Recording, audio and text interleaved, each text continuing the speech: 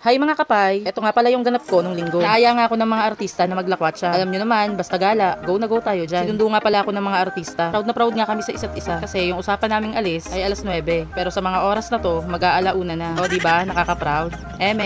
Medyo mahaba-haba ngang biyahe to. Kaya hindi ko na masyadong kinunan yung daan. Ito lang naman yung dinadaanan namin madalas papuntang Irusin. Pero pagdating nga ng Irusin, may lilikuan na kami papuntang Gubat. Sa Gubat Sorsogon nga pala kami pupunta. Naghanap nga kasi kami ng magandang beach doon. Tapos isa sa mga nakita namin ay ang Peninsula Dangkalan. Excited na nga talaga ako kasi first time kong makakarating doon. Napakaliwalas nga ng daan dito kasi more on nature. Kaso lang, pagdaan mo sa kurbada, para kang nakasakay sa roller coaster. Pakiramdam na gutom ka na tapos hilong-hilo ka pa. O diba, amazing.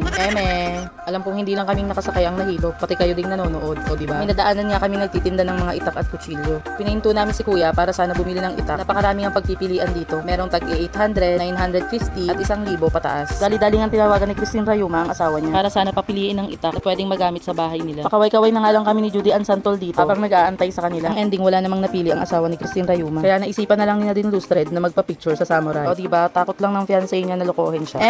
At dito nga, nagpasalamat na kami kay kuya at umalis. Sobrang bait nga nila at ngumiti pa sila sa amin. Kahit wala namang kaming nabili. Mag-aalas 2 na nga pala nang nakarating kami sa Bulusan. Napakaganda nga talaga ng tanawin dito. Sobrang presko pa ng hangin. Kaya hindi talaga ako magsasawang balik-balikan tong lugar na to. Pang 4 o 5 beses ko na sigurong nakarating dito. At syempre, huminto na din kami dito sa Bulusan para mag-picture-picture. Masarap din kasi sa pakiramdam na meron kang larawan sa mga lugar na napuntahan mo. Kahit nga makulimlim, nakakasilaw kasi nandito kami sa tuktok. Mataas na lugar kasi itong Bulusan. Sinet up na nga ng mga artista ang tripod para naman makapag-picture kami ng kompleto. Ito nga pala yung mga pictures na nakuhaan namin dito. Buti na lang talaga may nabitbit kaming tripod. Pagkatapos nga namin mag-picture-picture, madali na kaming umalis para makapunta na kami sa Dangkalan. Malayo nga yung biniyahe namin. Kaya grabe na nga yung gutom namin dito. Nakakapagod nga ang biyahe. Pero pag inisip naming worth it naman yung pupuntahan namin, nakakawala nga ng pagod. At sa wakas, nakarating din kami sa Peninsula Dangkalan. Masyado nang mahaba ang video na to. Kaya hanggang dito na lang muna mga kapay. Salamat sa panonood.